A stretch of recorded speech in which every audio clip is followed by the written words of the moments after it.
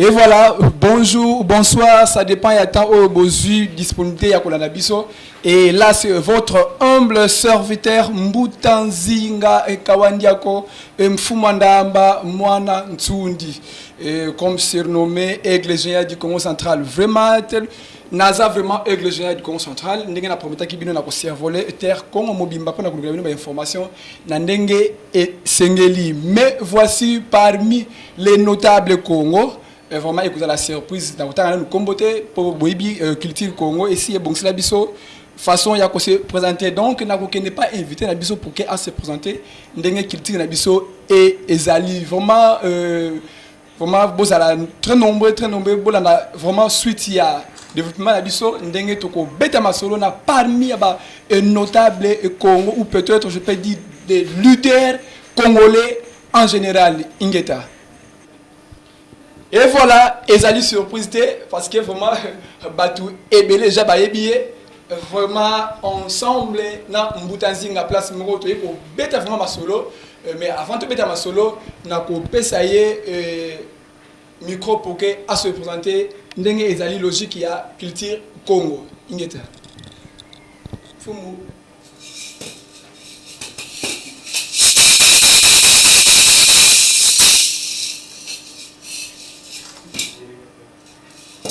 Mfumu sita, mfumu kindamba, tata bwende.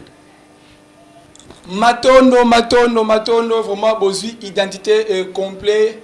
Il y a mfumu sita, vraiment parmi les bandits bazo na biso, ba se retrouver wana noko na biso, wana ya na biso, wana moi na biso par rapport à culture Congo parce que biso na culture Congo tout tambola kana ba carte d'identité tout tambola na sens il est parmi les leaders de Congo et il est parmi les notables de Congo et il est parmi les leaders congolais ou africains je peux dire vraiment to y vraiment ko développer na mfumu mais peut-être pour tout développer makam to yeli to limite ba nous azana titre ni nous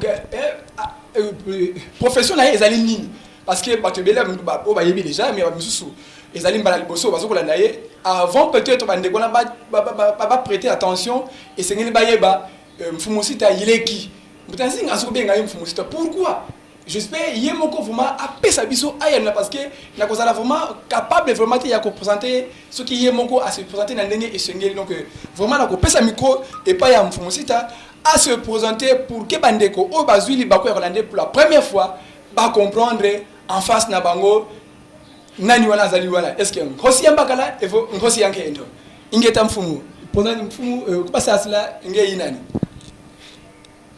Mono mfumu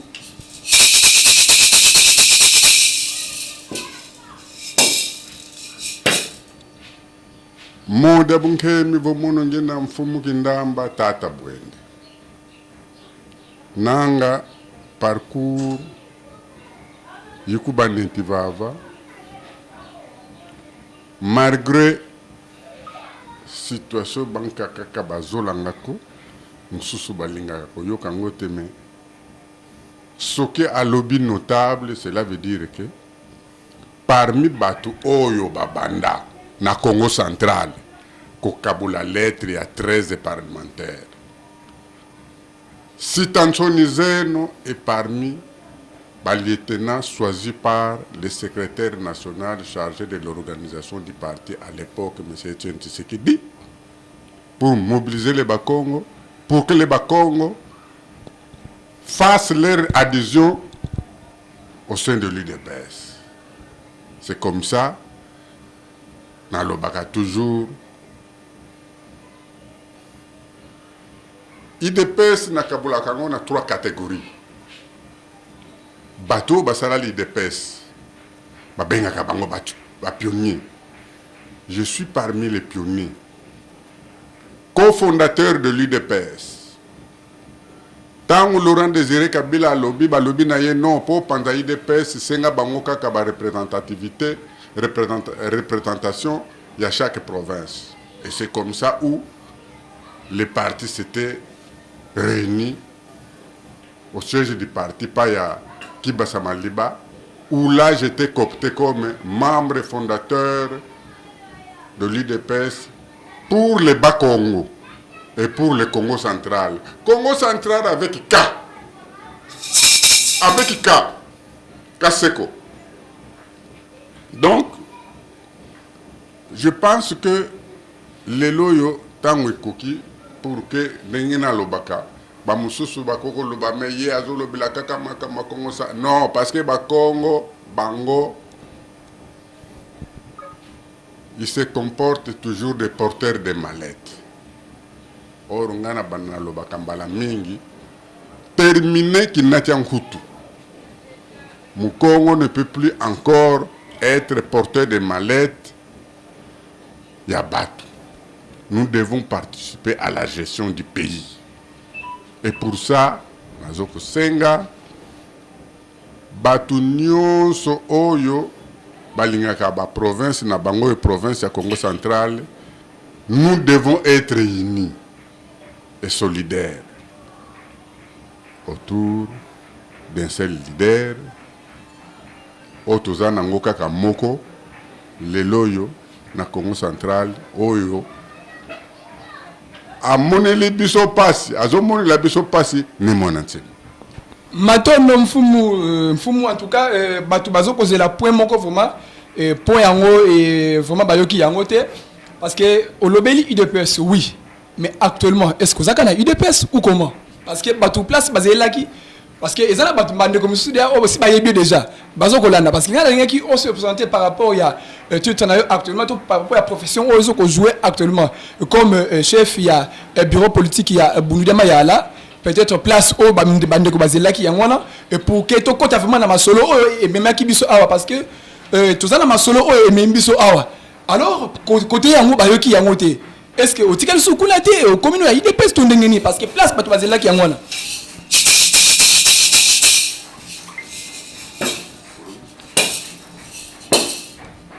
oyebi histoire ya mutu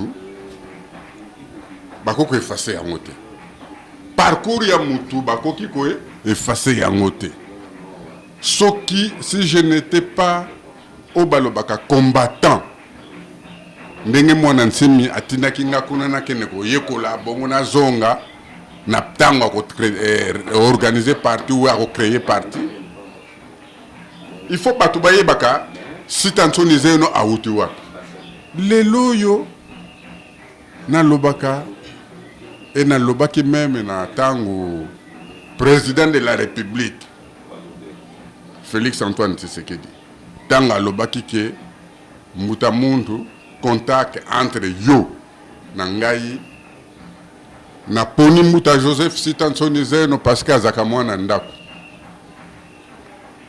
réponse na ngai je crois batu bayoka ki yango que IDPS eza lokola fonction publique. IDPS eza lokola sida. Soko si ozwi yango elongwaka te. Pa nyonso ozali oyo sida président Tshisekedi wa Mulumba kotisa biso na banzoto na bato les vrais IDPsiens pa nyonso azali. Faut la référence na bayo uti. Lelo yo na yebisaki président de la République, tant que yamba qui biso na consultation, je suis chez moi. Na katia parti ya Bunudema yala, pembeni na mutamuntu mwanansemi. Donc je suis le directeur du bureau politique de Bunudema yala, porte-parole ya mwanansemi. Peut-être la musu baye bakangote. Mais faut baye bakangoke oh sita lobby na munoko na ye. C'est moi qui parle. Chargé de l'organisation. Na ibisa ki ozale ki awa ke mena musala meku banda. Omuni salu ki yanti ki di. Vraiment mfumu vraiment salu ki yanti ki di.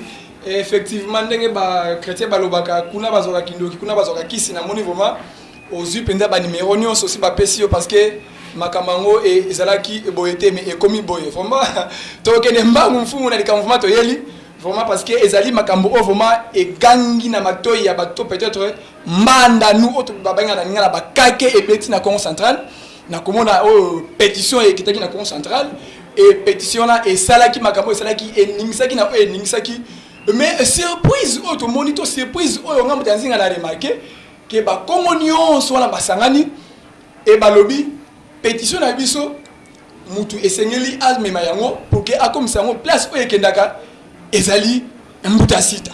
Oh mais ngana kama kende oh mais tout ça ba leader et bien na Congo central tozana toz ebele ba mbuta mbatimbata banani ba ebele na kwa kotanga ba kombote parce que si on a bali kotanga ba kombo vraiment ba kimisi ba loba ouais justice mbuta sika pourquoi autant ngaité alors fumu yebisa biso nanu pourquoi ba Congo ba ponio ba ya kotikela yo plus de 100 000 exemplaires à la pétition et na kati ya pétition na ba lobby besoin na bango souci na bango ezali que le grand maître Mfumu Mwanda Nsemi qui est l'homme ya Congo akoma et gouverneur wana ezali souhait na bango et souhait wana ba lobby mutu il faut à réaliser ou à matérialiser ezali Mfumu Sita. Pourquoi ba Congo ba poni yo affection na iwuti wapi ya plus de 100 000 ba Congo.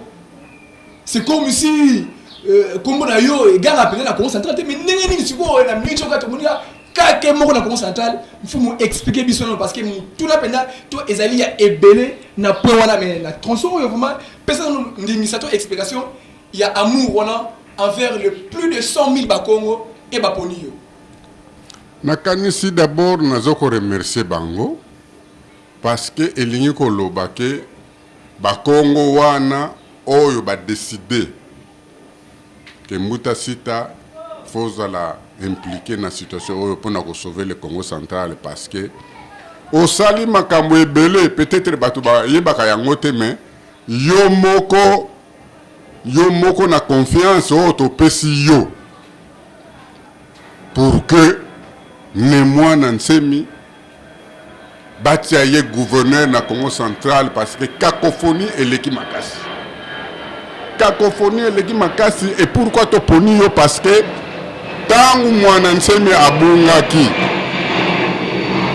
tangu abungi azomona na te vous êtes le seul oyo azakulali sabiso pour na koyebisa biso ke mbuta muntu mwana Nsemi leader na bino azali en vie pe azali akoya akozonga akozongela musala na ye pona ko défendre population ya Congo central pe la République démocratique du Congo même en Afrique mais batu nyonso bazako yebisa biso partout que c'est akufa vous êtes le seul pendengo zako lobilango na radio Congo dieto tukanisa ki pe okozonga te mais tango lobi ke ozongi baye ko yamba yo pe na aéroport tala batu bayaki ko yamba ngai waka na lobaki ke lukula na ye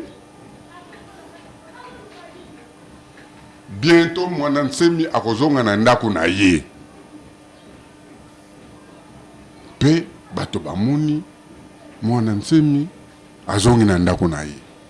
Vraiment, matondo fou to katiote parce que la critique Congo et pexa vraiment ko kata fou maso koloba mais ngabe na sala ki ba analyse propre na ngai na kotaki na mti yangindu mvutu ki simono ki beni ande est-ce que les ba Congo ba poni Mbuta Sita Mfumu Sita et ça c'est parce que a combattre qui dictature ya Mobutu tout peut-être et à ça qui refuse le découpage de la province de Congo central est-ce que ça dit parmi ya ba point où ça dit qui a gagné confiance ya ba Congo et tout ndengeni mais nzoka yo pesa ozaki na carte cachée moko boyo o fongoli biso mais est-ce que analyse nanga wana na sala ki ya komona que petit au combattant qui dictature ya Mobutu ya ngobo esali ki ba peso confiance wana et tout ndengeni c'est analyse nanga ezali mabeto ndengeni.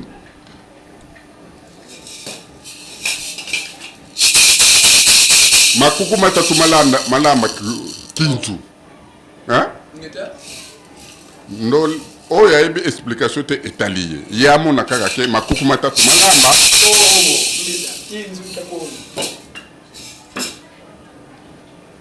je suis très content na mutuna na yo omoni na kobana nanu na makamba Vodacom.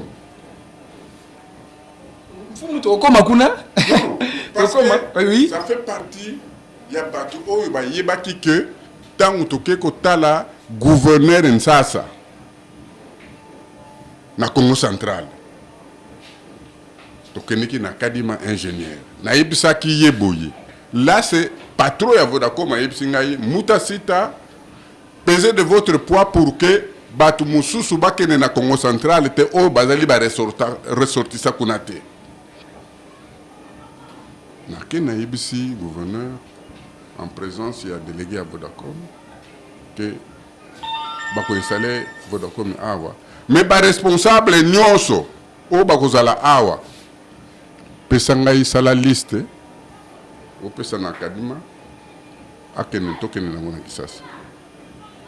Azaki na ba conseiller bazalaki wana soki ba responsable mususu ya Vodacom o bazakuna bautaki na ba province mususu. Eza sitate sita salaki musala na ye me ba konjo batiaka kuna soki ba ke kuna musala na bango kamutaka bambongo kuna bayaka nango awa. Premier point yango wana. Deuxième point, tango ba élection et salamaki. Je sais que na lingina lobalika moboy. Maître Nimi madikandi boye biye. Tango Laurent Désiré Kabila a tidi Joseph Sitanson Isaïen. Na kende pona négocier pona ba Congo o bakima ki bazonga parce que azaki besoin na bango. Mutali boso na mona ki maître ni. Alobi na ngai mutasita je suis devenu ce que je suis aujourd'hui grâce à Mobutu. Azala assassin, azala moyibi, azala ndenge azali, ata mokili mobimba ba yiniye. Mais ngai maître ni na éducation na biso ya ba Congo na koki ko trahir yete. Lobana Laurent Désiré Kabila, merci beaucoup, mais na koki ko ndimate nazala directeur du cabinet na ye. Na zongi na kisasa na pesi rapport na chef na ngai monsieur Kazadi. Laurent Désiré Kabila atindiye et pas maître ni. Ayate. Batu o kaka ngai na kokaki ko convaincre eza qui sombe ki akumwisi. C'est Sitanson Isaïen qui a fait ki azonga na mutaki kwama. Azali ye azana no envie. Akoki ko témoigner. Mfumu vraiment kikobe kikazo munu wako ngai nasalaki analyse à propos ya confiance envers ba Congo. Pourquoi ba Congo ba pesa ki yo confiance wana ya kopesa yo plus de 100 000 vont na bango to ba signature na bango pour que au comme ça bango à qui les droits appropriés ba demande bango et on a tourné ki boy par bango c'est ba analyse personnelle na salaki et ça c'est parce que au combattant qui dictature ya Mobutu to peut-être ndenge oboya ki refi ya découpage ya Congo central et ya ngona ba Congo na ba pesa yo confiance wana to ndenge nini donc analyse na ngai parce que via développement au salaki olobaki assurance o assuraki bango à propos il y a dispersion ya mfumo ndansemi et parmi ya assurance wana yango esaliki ba pesa confiance wana yango na tuni c'est que analyse na ngai na salaki et que nango maito eza nango négatif ou comment ezali ekoki ko kene maite na boyaki découpage wana parce que j'étais proposé vice-gouverneur bango balingaki batia na cataracte gouverneur Mutamwana Nsemi ngai vice-gouverneur j'ai dit non province eza muke boka bola lisusu biso et encore nazalaki na élément na kotanga komo na ye conseiller Marcelin Tchambu bazoko sala ba mise en place ya ba PDG bazaki na Vital Kamerhe na Intercontinental. Na tourné que maintenant, cette fois-ci, peut-être les Bakongo va se retrouver. Aïe, Singa, Ibino Bakongo, Boyokana, no le Kito, ya Mundu Kite, Pebozala Kaba hypocrite, Boko que vous avez le côté. Ah bien, bon? D'ailleurs, vous avez mouké. Ah bon? Donc, comme tu as mouké, donc, Bissona ba gouvernement, na bino toko vous avez le côté. C'est comme ça que j'étais déterminé, na Ibisaki na Bakonjo, oh, ngana koko, oui, na Ibisi Bango, Bossa la pas Moussous, mais pas au Congo central. so ba muso wali ko kabona na bango mais biso to zakaka na langue moko ya Kikongo banana kazangulu tikuna na mwanda bobo ko kabola biso nini. J'ai refusé. Deuxièmement,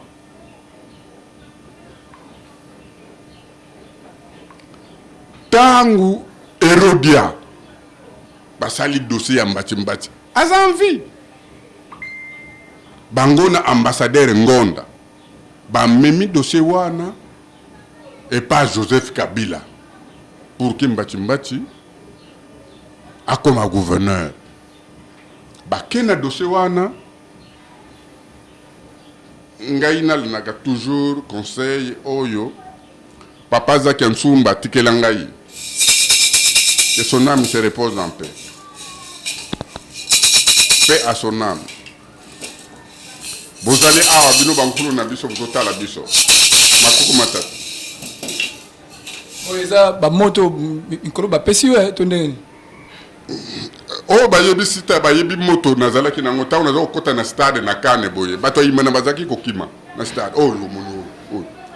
Yango ozongeli ngangano ya kalawana. Oyebi ba prophète nyonso bazaka na bateau de commandement. Ça c'est le bateau de commandement, ça. C'est ce qui me rate. Papa azalaki prophète ala musale ki nangai mama azana sima kuna un jour que nous interroger po ba belge bakanga ye. Bateau atikelanga ya commandement azanango. Le bateau même Moïse, est-ce que azaki nganga? Moïse yaye azoka mupa yawe. Siko ya yo yebite ozipa nani? Ah mutuna malamu. Oye bien. Nous étions oyo na binsansi oyo. Nazipa nani? Est-ce que yo mutuna ya ndenge wana okoki kotuna ngo na mutamuntu mwana nsemi lulendo azalaka nango wana zulango wapi? Si vous êtes capable d'aller lui poser la question, après si vous réponse. Mais n'a pas de réponse. N'a pas de secret dans le c'était là. Oh, Mikolo yo na tomboki parce que na Congo central, bato bazoko souffrir, ngana komi victime. Bazoko benga nga balobi yoza victime parce que mbati. C'est toi qui avais intervenu pour comme gouverneur na Congo central, yango na bandaki. Dossier wana papa mutamema ki yango pas Joseph Kabila. Ils allaient Antoine Ngonda, pour le Congo central, je peux que décider avec la vie de Moutassi Tansonizen.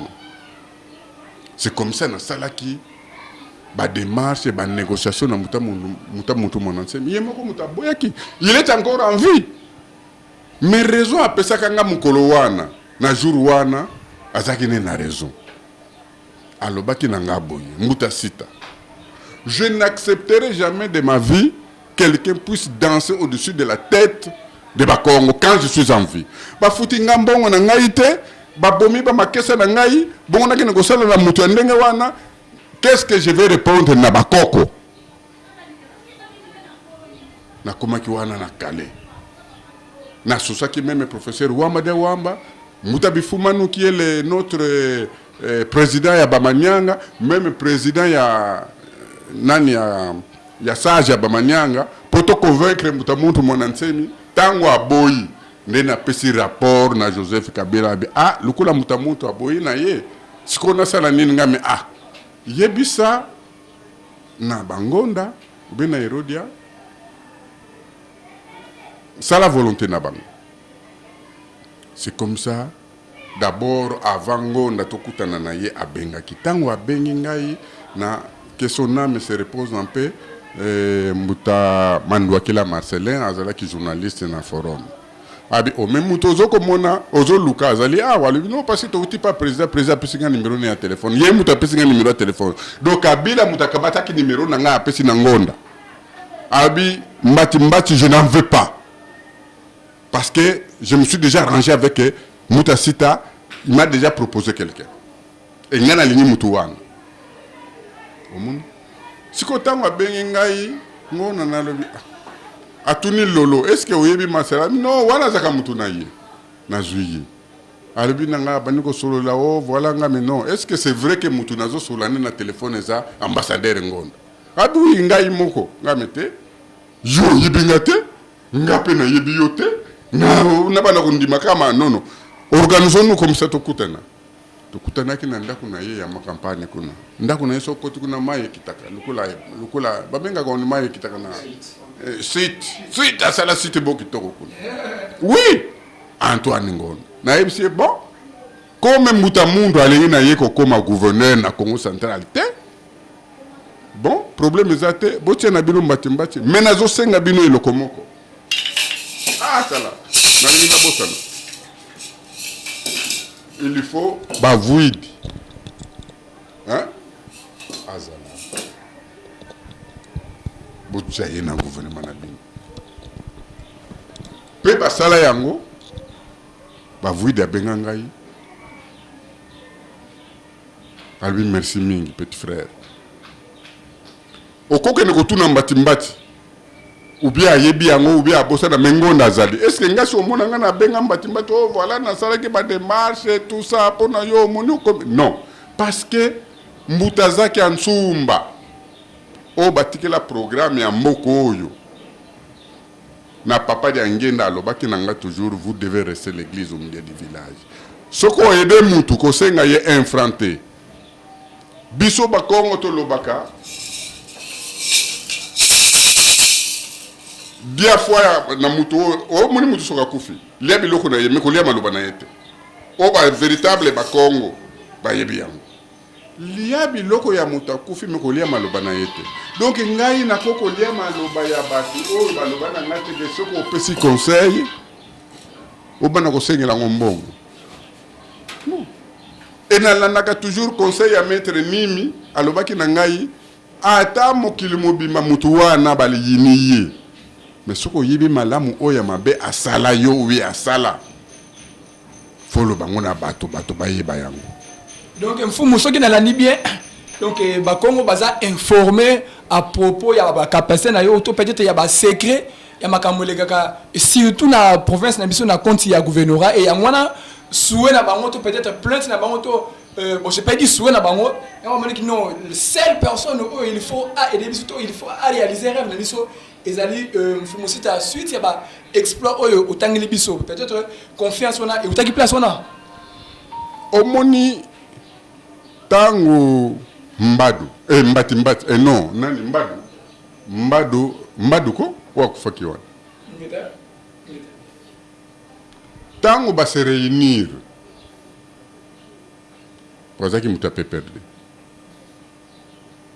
ba décider ba proposer qui à se retirer parce que PPRD azalaki na mutu na ye mususu po akoma gouverneur na Congo central mais eza discours ya mbadu qui m'avait séduit parce que tout simplement alobaki que mbongo ya Congo central ekoko ya lisusu na Kisasa te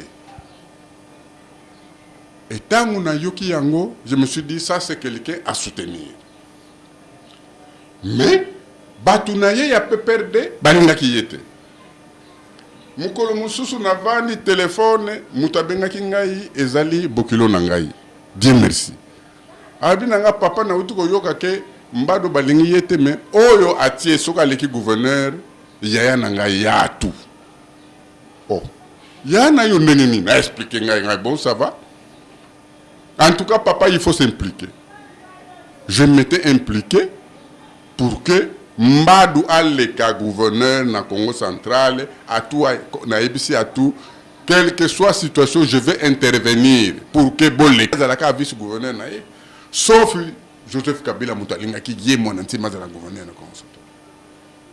Donc moi je pense que batu ebele oh baza ko sala ba théâtre wana batika yango pour ngai na dirigeant Benelux nazalaka tribaliste te d'ailleurs batu nyonso baza ko sala makelele na potonga na tia na ibaka ta mutu te na habite soko baza manyanga ba mavinga wo bazalaki mavinga kufa na ye mesita te tango azaki porte parole c'est mwana nseme ki madina yebisa na ba mavinga ba finga lisusu bato baza ko finga na te na radio Congo leto na yebisa ki yo awa Sita directeur du bureau politique chargé de l'organisation du parti, n'a pas organisation du parti.